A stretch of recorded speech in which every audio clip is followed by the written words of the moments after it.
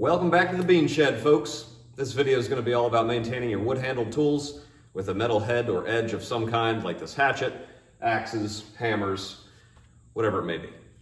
After a season of heavy use, these things need to be maintained at least, sometimes repaired, and it's really not hard to do. It takes just a few minutes per tool, and it does truly make a big difference. It makes your life a lot easier in the long run, and it's going to support the longevity of these as well.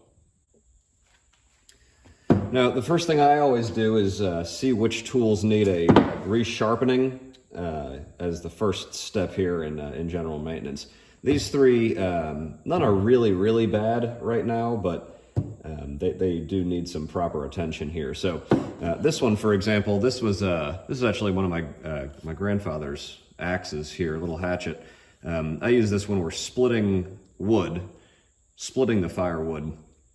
I usually have this stuck in the stump that I'm sitting on to cut up any loose ends, that aren't splitting properly, some, stringy material in the wood. And that seems to help pretty good to have that handy. Made the handle for this one too, so I'm pretty proud about that. This one I honestly use for the hammer more, kind of a long reach hammer.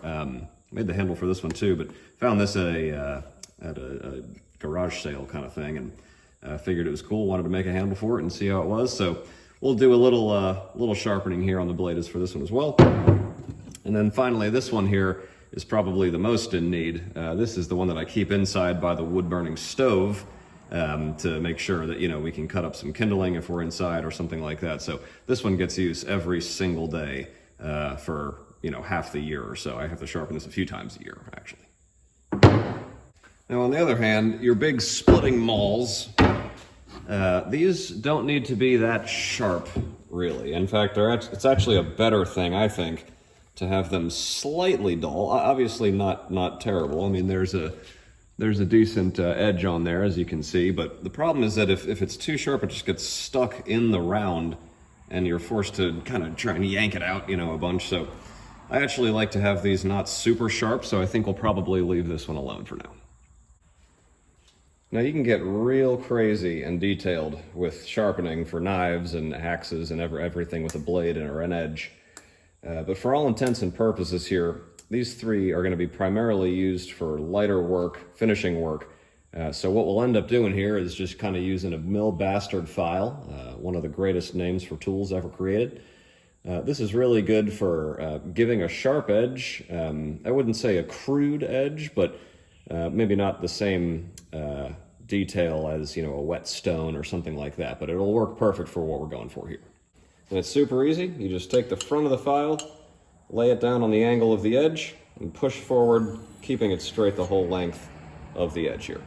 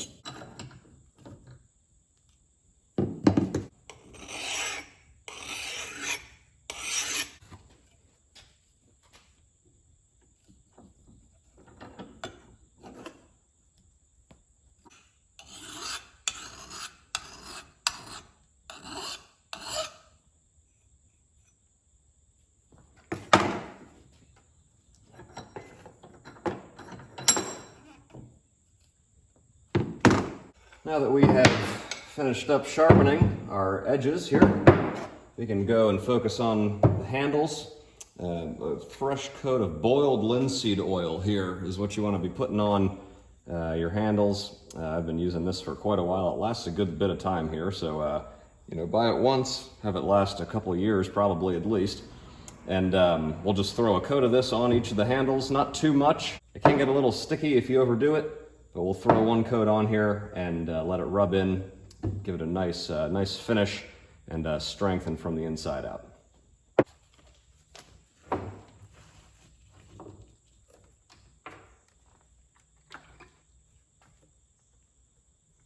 Just put a little bit in my hand Just a little bit there. Go down the length. Make sure it's coated evenly.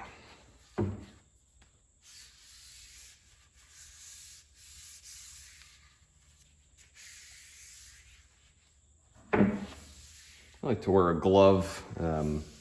It's not going to be insanely toxic to you or anything, but better safe than sorry.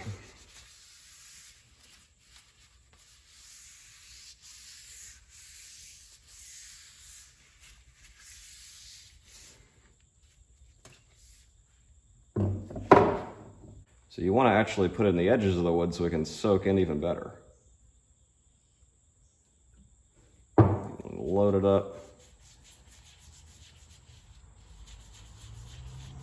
Leave it thick on the ends here. Probably a good idea to take a paper towel here to the shaft just to wipe off any excess.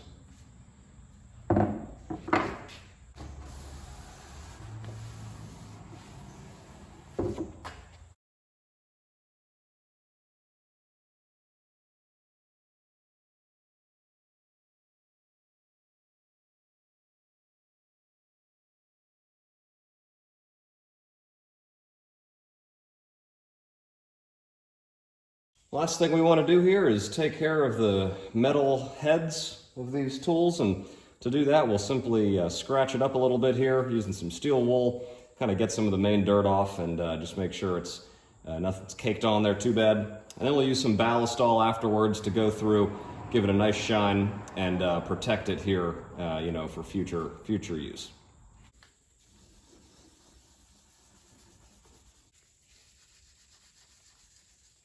Throw a little bit of ballistol on there like that and go to town.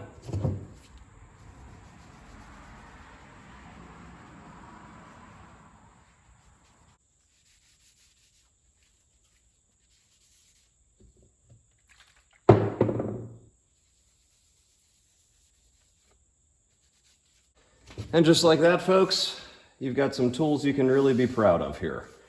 These are going to last a lot longer. Again, if you put the time in. Some of these tools can be expensive. I mean, this is a very nice quality, really solid made, hand forged axe, and it wasn't cheap. And so I don't want to have to go buying this again in a year or two. You know, I want this thing to last. This is an heirloom piece as far as I'm concerned. I'll hand this down to my kids one day.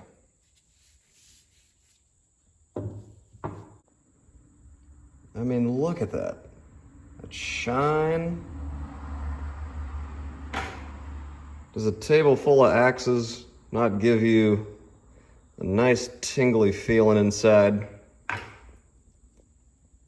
Because man, that's a fresh bunch of tools right there. It's important to have pride in one's work as well, and this is a really easy way to get involved and put your hands on these things that help you either make a living or stay warm in the winter, whatever these may do for you. It's really good to take your time and be conscious about you know, how these things can help and how to make your life easier.